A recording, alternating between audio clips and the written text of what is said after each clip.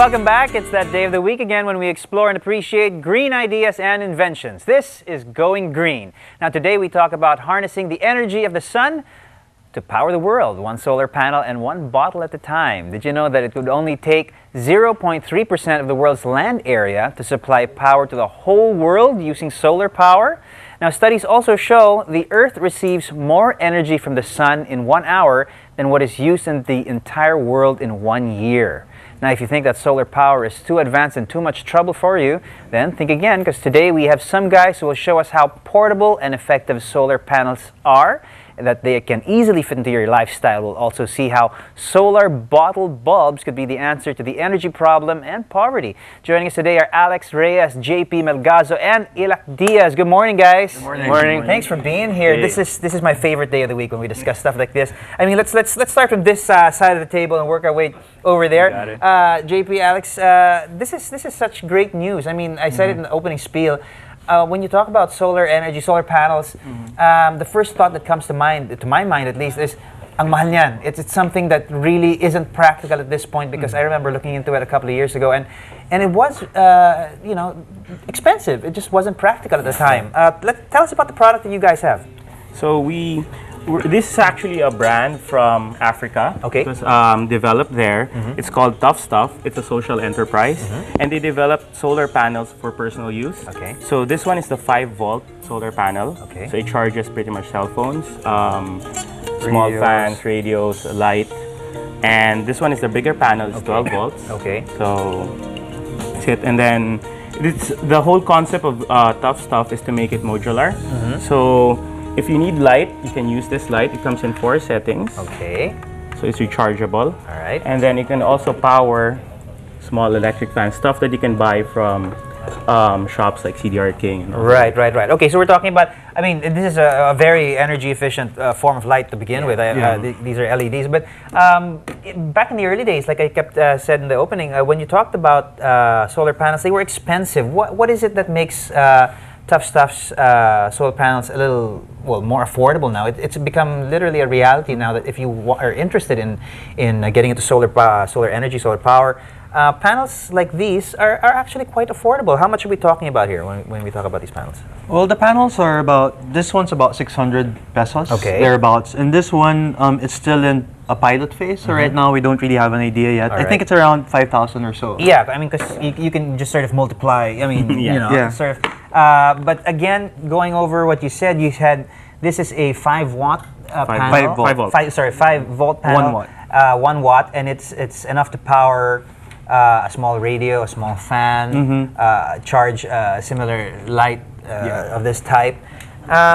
The applications are endless, really. I mean, we're excited actually with the applications that people will actually. What else can we? I mean, obviously, it's easy to imagine taking this and hooking it up straight. The problem with sort of more other practical applications is turning direct current into alternating current and storing that current. How can we address those issues? So basically, we have a battery that addresses that.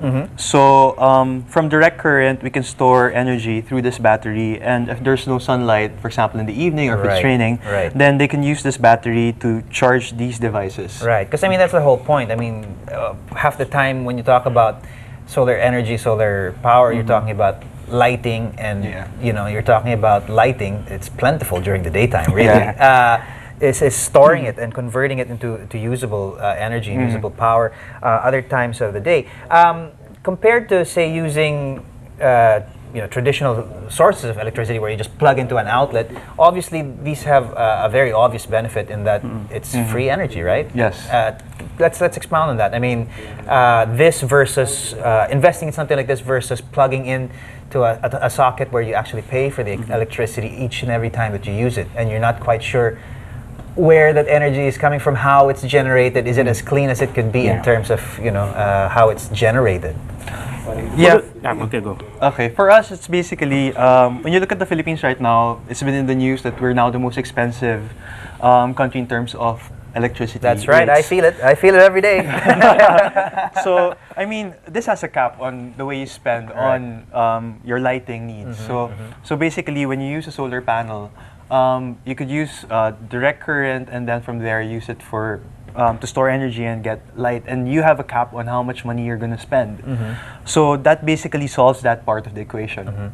On the other end, there's also people in communities that don't have electricity. They use batteries. Right. And these cell batteries are actually, they spend about 2 batteries a week. So it's about 8 batteries a month, and if you compute that over a year, that's a lot of batteries, and they just throw it away after a while. Right, and that's another big question mark too. I mean, what do you do with the batteries once you're done with them? I mean, those aren't exactly eco-friendly to just throw away. You got to get rid of batteries in a very specific way because they are hazardous. Yes, they are hazardous. That's actually the simplest metric for us. We were in a rural community recently in a GK village, and the lady there actually had a similar radio. Right. And for tough stuff, we have batteries that we just put there and which can connect. So this is basically, you would use the traditional disposable D-cell battery and stick it in there, and once you're done, you throw it away. This is something, another tough stuff product where you load it into the battery compartment. And you just connect it to the solar panel or to the battery, depending on the time of the day. And then you can listen to your radio. All right. So the simplest metric would be the number of batteries they consume per week using their radio and how much you can save if they invest in tough stuff. All right. I mean, there's that application obviously for people who are sort of off the grid and really don't have, it's not possible for them to actually tap into electricity sources. But for people who might already be connected but might want a greener alternative or maybe just a way to cut down on electricity costs, it is also a very practical thing that you can consider, yes? Or farmers in the field. They can listen to the radio, or fishermen when they're out at sea. They can listen to the news. Even for mountaineers, their paths, they can charge their phones. For leisure activities, for getting out there, be amongst nature. Now, what are these interesting little handouts you got here? So this is basically the flyer that we give out to micro entrepreneurs who sell the products on the ground in areas where no electricity. So this is basically our price list, so they could easily know what the prices are and what to use it for. And for the other one, this is just tells a little bit about how to use the product and the do's and don'ts as well. Okay, I mean, how to use the product. It's really just put it out in the sun, right? I mean, it doesn't get much simpler than that. I mean, you just stick it out in the sun, make sure it's catching some sun. It doesn't even need to be direct sunlight, does it? Yeah. Well, it has to be direct sunlight, actually. Okay. If you're running it directly, so if you're running the radio, you have to put it in direct sunlight. All right. But I mean, leaving it out sort of in ambient light will gather energy. Yes. All right, good stuff. Well, this is something certainly, like I said, for people to consider for lighting communities who may not have the opportunity to be connected to electrical sources, or for people who are already connected, who just sort of want to have a greener alternative to their energy needs. This is definitely, now is the time to look into it because it's suddenly become practical, affordable, and it's right here, ready to go. Yeah. Good stuff. All right, from something like this, which is maybe very, very high tech, Ilax over here to talk about something that is, well, I was looking at the wires and the battery, and I mean, my chisel. I chose the term. I said, "Wow, we're going from high tech to low tech," and you said, "No, actually, the correct term is appropriate technology." Right. Really. I mean, most of the people, especially here, where 60% are poor. We're living on what, $2 a day. That's about $100.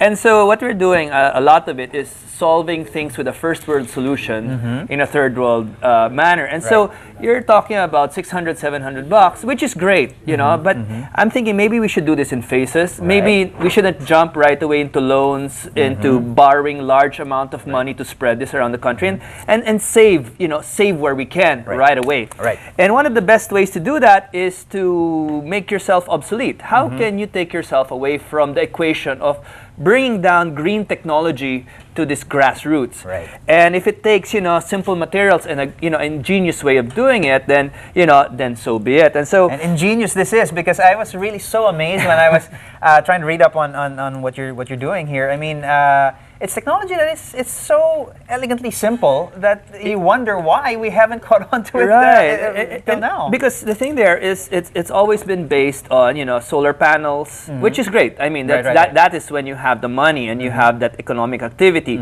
and then you have your solar battery, and then you light 20 houses. Right. What we're saying is, with the same amount of money, the hundreds of thousands, can you light hundreds of thousands of houses. Okay. And the best thing there is, can we make the people build it themselves so that we make ourselves obsolete in the equation? And so here you have it.